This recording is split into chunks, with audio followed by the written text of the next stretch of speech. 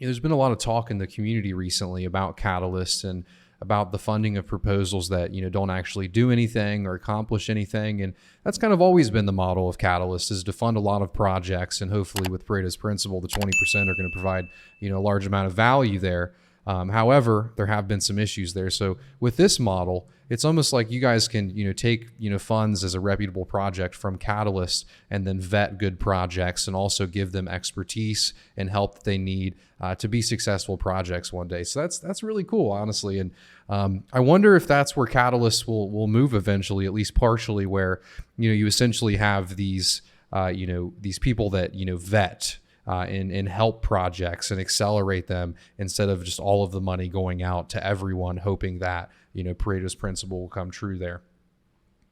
Yeah, I think one of the important things in Catalyst is trying to come up with new ways to make this sustainable, right? So Catalyst obviously has a finite amount of money in it, and we need to stretch that money as much as possible. And obviously, Catalyst makes money from Cardano transaction fees and from the reserves, but obviously it'd be great if Catalyst was self-funded in its own right.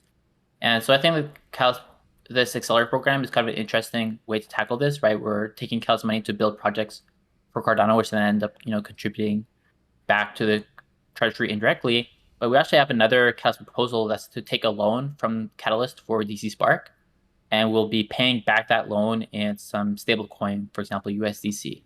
And what I think is also interesting in this is that it basically allows, Cardano holders to help the growth of a specific company and then get paid for, helping this company grow.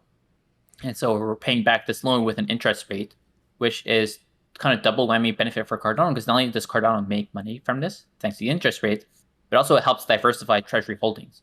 So currently the Catalyst treasury is entirely denominated in ADA.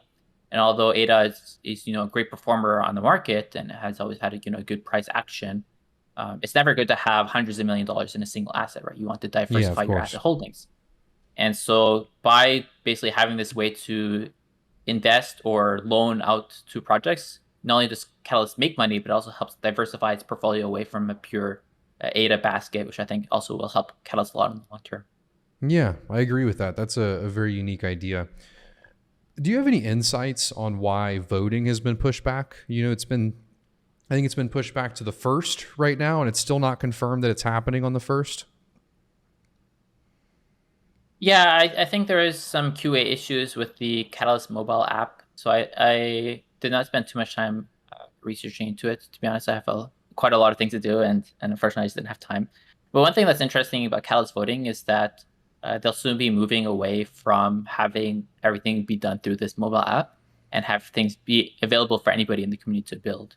And so there's actually a CIP on this that I've been helping to write. That's basically a standard for wallets in the Cardano ecosystem to add Catalyst registration to their wallets, and do that as basically a dApp functionality. So anybody can build their own Catalyst registration dApp, their own Catalyst voting dApp.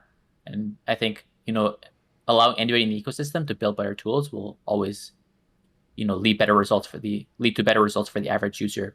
And actually, I wrote the first SDK for Catalyst way back, and we have a Catalyst proposal as well for me to write the new Catalyst SDK for this kind of updated Catalyst system, if you're interested in supporting that as well.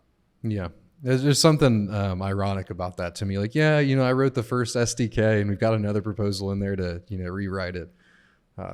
That's hilarious. Yeah, well, every time the protocol updates, you have to update all your libraries. So yeah, it is what it is. And actually, it all kind of ties together, right? So you might remember earlier in this call, I mentioned this library we have for taking specifications and turning them into libraries. Actually, we're planning to use this for the new Catalyst SDK that we want to write.